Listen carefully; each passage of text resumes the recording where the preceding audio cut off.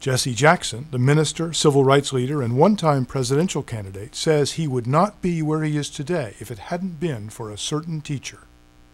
She began to write what we call these big words on the board. We later learned they were polysyllabic terms. She said, no more big words in here, polysyllabic terms. And we kept saying, Miss Shelton, this is sixth grade, not the eighth. Six, not the eighth. She whirled around and said, I know what grade this is. I teach here. And you're going to learn what these words mean, how to pronounce them. You can learn that out of that door, beyond the bathroom, is a library. And in it is a dictionary and a Roget's thesaurus and a duodecimal system.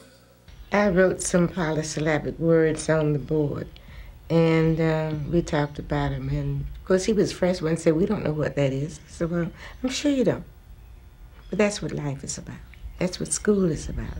You learn. And I know why you are talking and hissing kind of loud, because you have low expectations of yourself. I know that most of you were born in the slum, but I'm going to convince you this year the slum was not born in you. I don't remember saying that. I could have said something like that.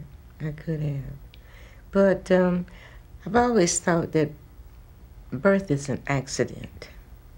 Where you were born doesn't count. I know what I said. Where you came from is not important.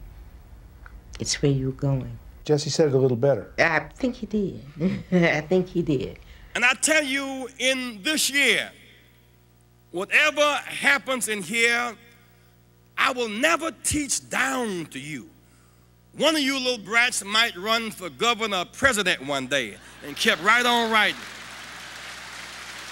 Was Jesse a teacher's pet? No. In fact, Jesse kind of sat at my desk because I didn't need it. I was moving around among the children. And Jesse needed a little space around him so he wouldn't talk so much to other students. So he would sit at my desk and do his work, and when he finished that, I'd give him some more to keep him occupied. Now, you were his sixth grade teacher, but somehow you ended up having him in seventh grade also. Yes. How'd that happen? Well, the administration added a seventh grade to Nicholtown School. And, of course, they had to get additional teachers.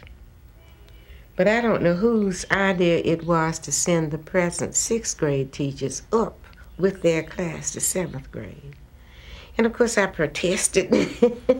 And it fell on deaf ears. You didn't want them? Well, that was an energetic group. And I had been buffeted about by them for 9 months, so I thought somebody else should have the privilege of channeling all that energy for another year. Jesse Jackson remembers it differently. He recalls coming home one afternoon in the summer after sixth grade and finding Mrs. Shelton talking with his mother. I said, oh, Miss Shelton, I'm so glad to see you. I was lying and scared. Miss Shelton, I'm so glad to see you. Really enjoyed your class this year. And of course, Mama, you saw my report card. I've gone to the seventh grade now.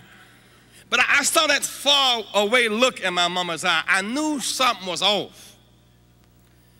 Yeah, Miss Shelton, I really enjoyed your class last year. And next year, I'm going to be in Mr. Jones' class. And she said, no, you know, last year we had too many excused absences in our class, and too many field trips and too many fire drills, and I didn't finish my lesson plan.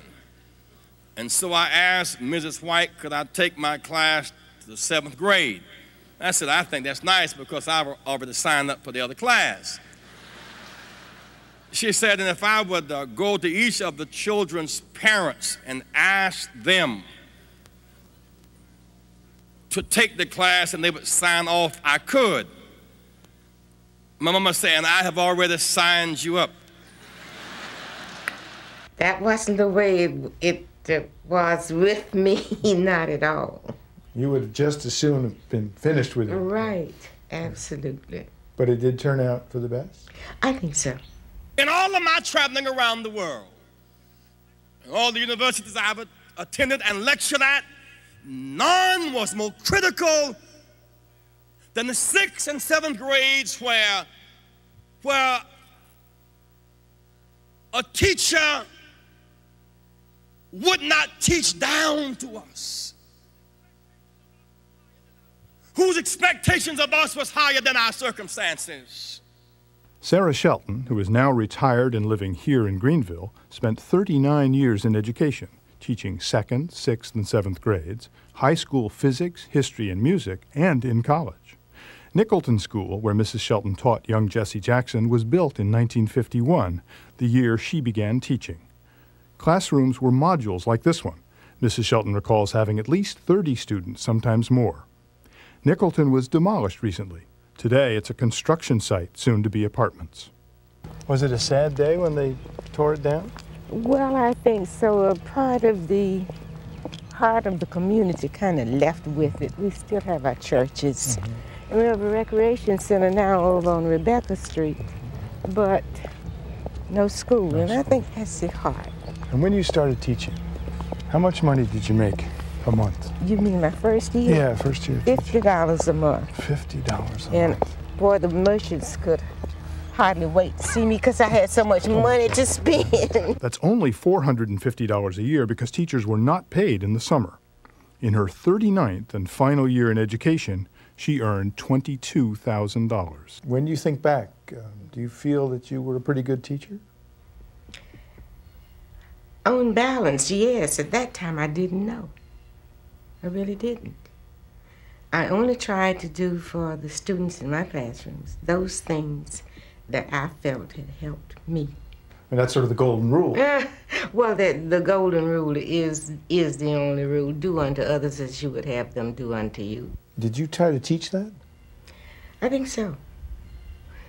But my father was a minister who had 3 churches. We went to church 3 times on the 2nd and 4th Sunday and twice on the 1st and 3rd Sunday. So you'd have to pick up something, wouldn't you? I notice you're not being critical of today's teachers. Well, I don't think they've been taught as well as they should have been when they were in school. I really don't. And when an elementary teacher says that I don't understand math, take it away, I'm horror-struck. That's where we get these crippled math people later on. If you're going to be an elementary teacher, you must have a thorough, basic knowledge of reading and how it comes about, arithmetic or math and how it comes about, and grammar, and also spelling. And people don't spell. There's no agreement of subject and verb, and it's just thrown out on a platter and you grab what you can and go. And I just don't think that's the way it should be. It should be structured, organized, and take place one after the other. So you have something to build on. 4 years after retiring from teaching, Sarah Shelton began a new career as a politician.